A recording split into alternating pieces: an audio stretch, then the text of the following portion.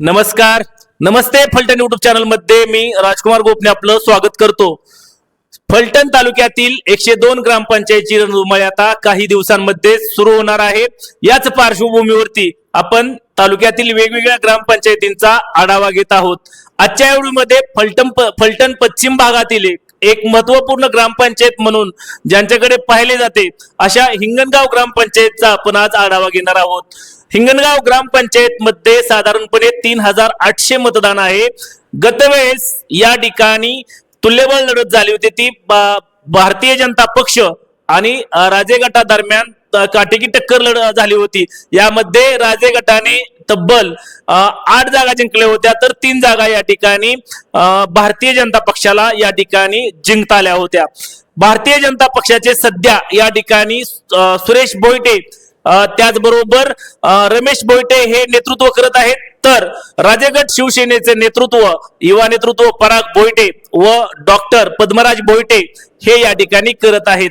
येथील सोसायटीवरती राजे गटाचे एकाती वर्चस्व आहे. नुकत्याच झालेल्या पंचायत समिती आणि जिल्हा परिषदेच्या निवडणुकीमध्ये हिंगणगाव गावातील पंचायत समिती सदस्य हे भारतीय जनता पक्षाचे विजय झाले. सुरेश भोईटे यांच्या पत्नी या ठिकाणी विजयी झाल्या. या ठिकाणी पंचायत समितीसाठी तब्बल 350 मतांचं मताधिक्य या ठिकाणी भारतीय जनता पक्षाला मिळालं, तर शिवसेनेचे उमेदवार दत्ताबाबू अनपट यांना या ठिकाणी त्यांच्या पत्नी 4 मतांचं निसटत मताधिक्य या ठिकाणी मिळालं होतं. सध्या हिंगणगाव जिल्हा परिषद गटासाठी ओबीसी सर्वसाधारण असं आरक्षण या ठिकाणी निश्चित झालेले असतानाच आगामी काळामध्ये थेट सरपंच पदासाठी कुणबी मराठा कार्ड या ठिकाणी चालणार का, याबाबत आता चर्चा रंगू लागल्या आहेत. प्रामुख्याने जर हिंगणगाव गावाचा विचार केला तर 2च पक्ष या ठिकाणी कार्यरत आहेत. एकीकडे राजेगट शिवसेना तर दुसरीकडे भारतीय जनता पक्ष असे 2च पक्ष या ठिकाणी कार्यरत आहेत. अतिशय जागरूक मतदार असलेल्या हिंगणगाव गावामधून प्रत्येक निवडणुकीस या ठिकाणी काटेकी टक्कर पाहायला मिळते.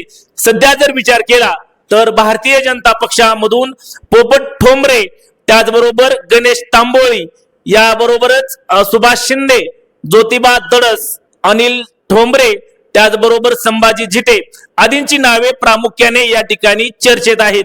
तर राजेगट शिवसेनेचा जर विचार केला तर विठ्ठल शिंदे याबरोबरच बाप्पू शिंदे त्याचबरोबर गणपत ठोंबरे यांच्या कुटुंबातील कोणतरी अशा प्रकारे या ठिकाणी इच्छुकांच्या नावांची सध्या चर्चा आहे. कोणत्याही गटाकडून अधिकृत उमेदवारांची घोषणा झाली नसली तरी भाजप आणि राजेगट शिवसेना यांच्या गटांमधून संभाव्य चर्चेतील उमेदवार आहेत.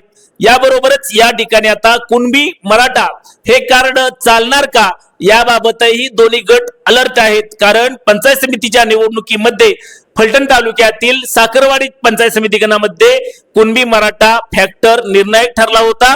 याच पार्श्वभूमीवरती आता हिंगणगाव गावामध्ये दोन्ही पक्षांकडून या ठिकाणी ओबीसी जुना ओबीसी की नवीन ओबीसी असंही या ठिकाणी चित्र पाहायला मिळणार आहे.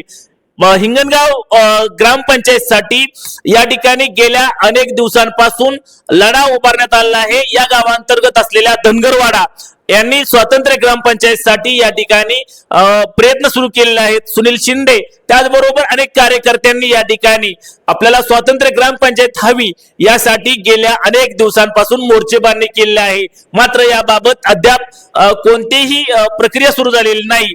यामुळे आता हिंगणगाव अंतर्गत असलेला धनगरवाडा आणि हिंगणगाव यामधून पुन्हा एकदा आता दोन्ही गटांकडून कोणाला उमेदवारी मिळते हे पाहणंही भविष्य काळात काही दिवसातच लागणाऱ्या ग्रामपंचायतसाठी महत्वपूर्ण ठरणार आहे. तुम्हाला काय वाटतं? हिंगणगाव ग्रामपंचायतच्या थेट सरपंच पदासाठी ओबीसी सर्वसाधारण प्रवर्गामधून कोणाला उमेदवारी मिळेल हे जरूर कमेंट्स बॉक्स मध्ये कमेंट्स करा.